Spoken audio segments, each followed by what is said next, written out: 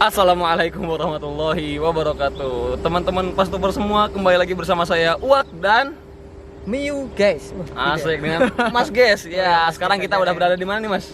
Ini baru di Koas Nursery. Koas Nursery. Nursery, Asik. Ini kebun kurmanya PAZ ya? Iya benar. Yang dulu dikonsep oleh UHM, Ustaz Ya, Haris UHM, Rahimahullah ya. langsung. Ya benar. Jadi bisa diceritain nggak Mas tentang konsep dari kebun ini? Oh jadi kebun ini adalah sebenarnya awalnya kita riset dan sama untuk menyediakan bibit untuk teman-teman yang ingin menanam tanaman kurma seperti itu. Ya. Dan di sini ini ada beberapa tanaman kurma yang istilahnya di Indonesia pernah berbuah seperti itu. Jadi kita coba di sini dan kita coba pupuk yang sementara ini kita baru menggunakan pupuk organik, belum Oke. menyentuh untuk pupuk kimia seperti itu. Oke, tadi ngomong-ngomong soal riset nih. Ini tuh yang diriset oleh UHM itu apanya? Apakah jenis kurmanya atau cara pembibitannya atau bagaimana? Jadi ini lebih ke pembibitannya. Pembibitan. Awalnya pembibitan sama ke perawatan. Perawatannya? Ya. Jadi bagaimana biar kurma ini tumbuh subur dan nantinya waktu umur sudah mulai berbuah itu bisa muncul bunga dan bisa dipanen seperti itu. Oke, tadi kan katanya kalau muncul bunga terus berbuah dan bisa dipanen itu kira-kira mulai usia berapa bulan atau berapa tahun? Jadi rata-rata kalau pohon kurma itu normalnya itu selama 5 tahun baru bisa muncul bunga. Tapi kemarin ada beberapa tanaman kurma kita usia di 3,5 tahun Iya. itu sudah muncul bunga seperti itu. Jadi 3,5 tahun sampai 5 tahun, tapi normalnya di usia 5 5 tahun. tahun sudah berbuah. Ya. Nah, ini kan tadi katanya usia 5 tahun. Kalau di kebun ini nih, di Pas Nursery, Koas Nursery ini, yang usia 5 tahun yang mana Mas? Sudah ada belum? Belum ada. Belum ada. Oh, belum Iya. ada. Sini yang paling besar umur berapa? Itu paling besar itu paling usia baru ya ini yang kemarin muncul bunga itu baru usia sekarang 4 tahun. Kemarin muncul bunga waktu usia 3,5 tahun. Oh, itu 4 tahun baru sebesar itu ya? Iya. Oke, kalau yang ada di bawah kita nih, Ini baru 1,5 jalan. 1,5 tahun. Iya, 1,5 tahun jalan. Hampir 2 tahun lah. Hampir 2 tahun. Ini tajam-tajam ya durinya ya, daunnya. Iya, memang Harus ini. hati-hati. Kalau enggak kita ketusuk-tusuk. Dan kalau ini varietasnya H1. Ini H1 itu apa? H1 ini dari Thailand. Thailand. Oh, Iya. formanya dari Thailand. Thailand ini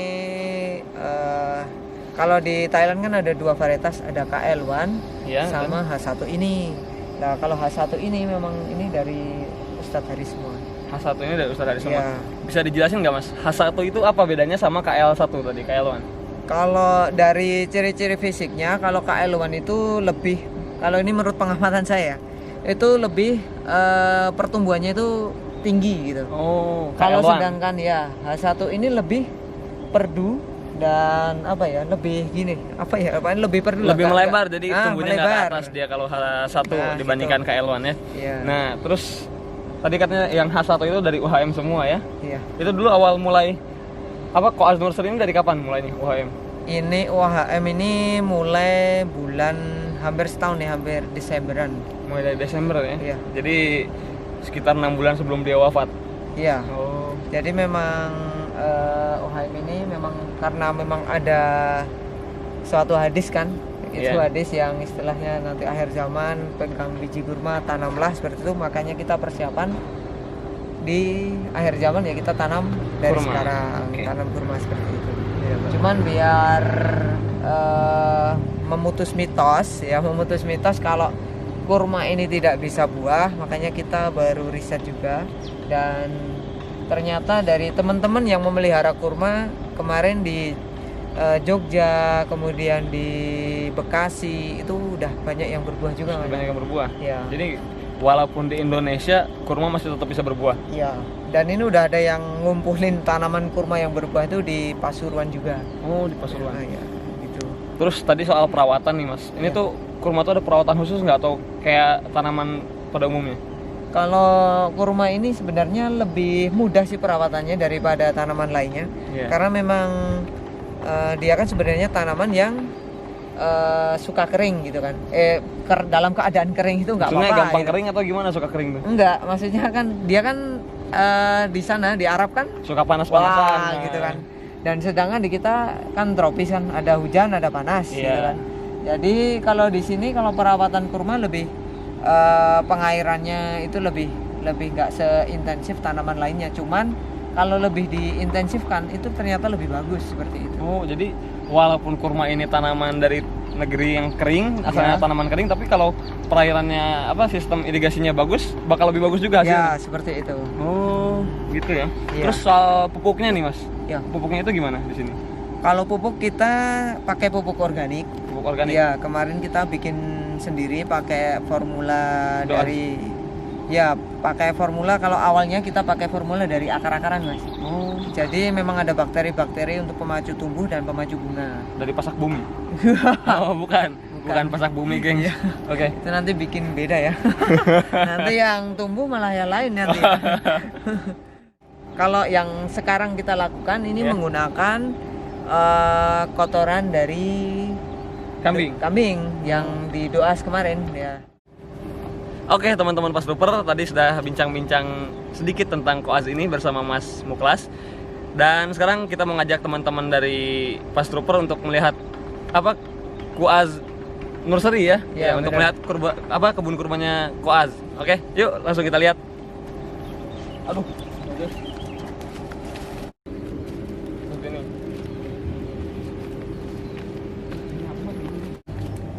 Ini juga kecil-kecil, Mas.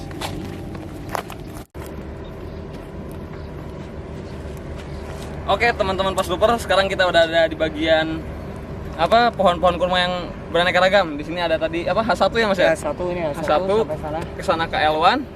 Ada KL1, terus itu Barhi. Oke. Ada Ajwa, terus ada Zogul juga. Zogul. Iya. Oke, mantap. Nah, ini soal tadi apa nih? H1. H1 itu yang kayak gimana? Ciri khasnya apa? Nah, ini kan lebih bisa dilihat nih.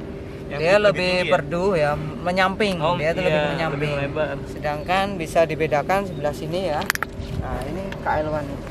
Nah, ini KL1. Dia tumbuhnya cenderung ke atas ya? ke atas. Dia lebih tinggi. Jadi kalau usia sama tapi tinggi itu KL1 menang. Oh. Cuman kalau di H1 dia lebih perdu. Iya, iya. Seperti itu. Ini mirip tipikal Ajwa kalau KL1 ini. Mirip Ajwa. Ya, Ajwa. Kalau buahnya belum tahu. Belum tahu. Kalau Ajwa sih KL1 sih udah banyak yang berbuah di Thailand sama H1 ini. Jadi makanya kita coba di sini. Dan bagi teman-teman yang mau menanam H1 ini kita ada promo. Promonya harganya separuh dari yang kemarin dibeli UHM seperti itu. Oke. Iya. Tuh ini Barhi. Terus itu ada Ajwa. Cuman Ajwanya ini memang Kurang ya. kurang. Ajwa. Ini Ajwa. Ini Ajwanya. Ini Ajwa. Jadi ada 4 jenis, 5 jenis. Salah satu lagi tadi apa? Soalnya kemarin Sukari udah laku. Oh. Ya, Sukari udah laku terus. Udah habis Sukari. Apa? Sukari udah habis. Udah habis. Seperti itu. Tapi yang di Indonesia paling mudah berbunga Barhi. Barhi. Iya, kita kemarin yang punya depan itu Barhi juga pernah berbunga, tapi cuman dia jantan jadi nggak jadi buah. Oh gitu. Itu apa dong? Panas banget ya. Yang mana? Yang kena itu yang mana? Yang kena. Oke. Kalau ini kurma apa nih, Mas? Ini Barhi ya. Barhi. Tuh, jenengan bisa bedainnya dari mana, Mas? Dari bentuknya. Dari bentuk. Dan ini kalau teman-teman ingin tahu, ini namanya Sunu. Ini Sunu ini ketua adalah pas di sana, Latka. Sunu. ini Sunu ini jadi anakan kurma. Oh. Ya, jadi biasanya kadang muncul anakan, kadang bisa muncul bunga. Cuman ini muncul anakan dulu. Nah, Oke. seperti ini. Dan untuk mengenali beberapa kendala-kendala di kurma ya guys. Jadi memang di kurma ini sebenarnya cuman tidak terlalu banyak untuk yang menyerang, apalagi hamanya. Apalagi Kalau- haters. Hatersnya ya. Hama paling banyak menyerang itu yang paling berbahaya itu Iya. menurut saya itu adalah kumbang tanduk Kumbang atau tanduk. bahasa Jawa ngarani wangwung. Kalau Ya. orang Sunda, bambung. Oh ya, bambung. Oh, gitu. Hidung. Dan kalau untuk penyakit ini bisa dilihat ya, ini jamur bercak-bercak seperti ini. Oh. Ini biasanya muncul kalau musim hujan. Sambil- Hujan sekali atau 2 kali, ini mesti muncul seperti ini. Oke, tadi kan kita bahas tentang hama ya Mas ya. Ya. Hamanya tuh buat kurma yang paling bahaya bambung Ya. hitam. Oke. Ya. Nah, ada nggak contoh di sini Ada. satu pohon yang udah kena bambung hitam? Ada. Ada. Ini Bisa kita sini. lihat ya. Ini yang kemarin parah ya. Ini padahal baru semalam, tapi ini menurut saya penyerangan yang paling parah ini. Agresif ya. Iya. Jadi nanti bisa dilihat dari sini. Ini nyerangnya dari belakang sini. Ya ini. Dia itu nyerang dari sini. Ini alhamdulillahnya dia kemarin cuma nyerang batang yang tumbuh dari samping. Jadi nggak terlalu tengah. Kalau ini udah kena tengah, udah pasti mati ini ya. Nah ini Ini ya? contohnya. Iya ini. Nih contohnya ini tunas yang akan tumbuh, dia akan kering seperti ini. Nggak jadi tumbuh. Nah ini kita lepas ya. Nah ini. Nah ini udah dimakan oleh Bambung. banggung. Tapi ini udah 2 minggu yang lalu. Padahal baru semalam. Jadi bahayanya banggung itu seperti itu. Sebenarnya kalau teman-teman ingin terhindar dari serangan ini, kita pakai jaring. Jaring itu pakai yang alami ya. Iya. Kalau alami pakai itu. Kalau cuman pakai obat kimia, biasanya kita sebut merek nggak apa-apa nih. Janganlah. Jangan. Kita nggak di endorse. Oh gitu. Ya kita Gimana, pakai obat gimana? kimia juga banyak untuk pengendalian banggung ini. Tapi itu nanti ngaruh nggak Mas kalau pakai obat kimia ke si buah Ya kurmanya? sebenarnya kalau pengaruh, cuman kita harus dosis harus sesuai ya. Iya. Soalnya takutnya nanti pertumbuhan kurma akan terganggu kalau dosisnya berlebihan seperti itu. Oke, tadi kan kita pencegahannya pakai jaring ya, yang kalau Ya. secara alami pakai jaring ditutup. Jaring Lalu kedua- nelayan yang lubangnya agak kecil-kecil. Oke. Lalu yang kedua pakai ini apa? Obat Pakai kimia. obat kimia. Ya. Nah, kalau soal daun nih kayak daun bercak-bercak itu ada cara ngerawatnya nggak Mas? Jadi kalau untuk daun bercak atau jamur, biasanya kita pakai yaitu obat kimia juga. Oh. Kimia yang buat anti jamur. Cuman kalau penyerangan yang seperti ini belum parah sih. Kering seperti ini kalau di koas ini kita hilangkan ya. Soalnya ini bisa nular. Dan kalau dikendalikan ya lebih baik kalau masih sedikit kita hilangkan, kita buang. Oh, coba kayak gimana? Bisa dicontohkan nggak Mas? Ya bisa.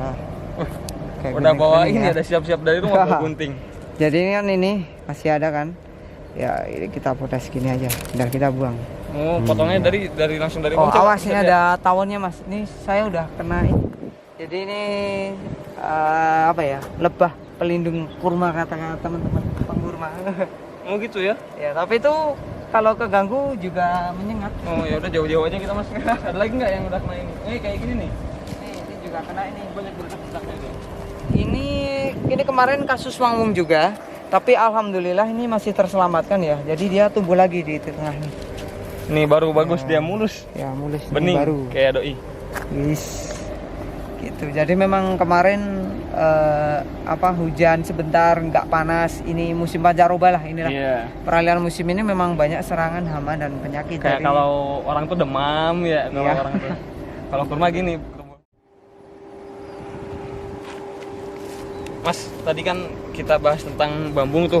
Katanya bambung tuh berbahaya kalau udah nyerang kurma. Itu kurma tuh punya proteksi tubuh sendiri nggak untuk ngelawan si bambung itu? jadi gini, kurma ini sebenarnya menurut saya daripada tanaman lain itu lebih kuat dia. Lebih kuat, strong ya. Ya, perkasa. Perkasa. Ya karena memang walaupun diserang penyakit, terus diserang oleh hama, Ya. buang-bung, terus ada uret juga itu yang anakan buang-bung itu, dia biasanya akan survive.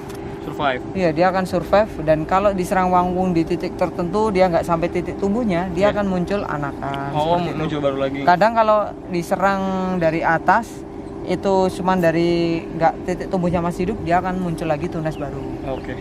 Seperti itu. Jadi menurut saya memang kurma ini tanaman yang paling kuat dan survive seperti itu. Oke, mantap ya. Jadi kurma tuh tanaman yang kuat, jadi nggak perlu khawatir kalau kita ngerawat kurma, asal kita rawat sepenuh hati seperti anak sendiri. Nah, itu intinya. Oke Mas, tadi kan kita katanya kurma ini disuplai juga untuk ke orang luar ya. Ya, Nah, Koaz Nursery ini udah suplai ke kota mana aja? ini kemarin yang sudah membeli bibit di Koas Nursery itu rata-rata orang Solo, kemudian ada Jogja, Kemudian ada Malang. Malang. Ya, kita kirim ke Malang juga kemarin. Iya. Terus ada daerah mana tuh? Agak ke barat. Cilacap seperti itu. Cilacap. Oh. Ya, jadi memang kalau untuk koas nursery ini mohon maaf nih baru sementara bisa melayani Jawa Tengah. Jawa saja. Oh, baru bisa Pulau Jawa. Pulau Jawa. Nah, ini kalau mau pesen misalnya ada orang yang mau pesen pohon kurma, bibit kurma di sini, pesennya kemana, Mas? Bisa ke saya langsung. Bisa ke Mas Muklas. Atau ke Kak Budi. Oke. Jadi buat teman-teman atau sahabat-sahabat semua yang ingin memesan pohon kurma ini bisa pesan di langsung hubungi Mas Muklas. Nanti Ya. nomornya kita tulis di bawah ini. Insya Allah. Kalau ketulis. Nomornya di 089 626 331 331. Oke. Sama doa suami ya namanya. Ini kita bahas kurma dulu ya. Iya. Oke. Oke, segitu aja dari kami. Saya Uwak. Dan saya Miu guys. Mio guys, kami berdua pamit undur diri. Wassalamualaikum warahmatullahi wabarakatuh. Jos.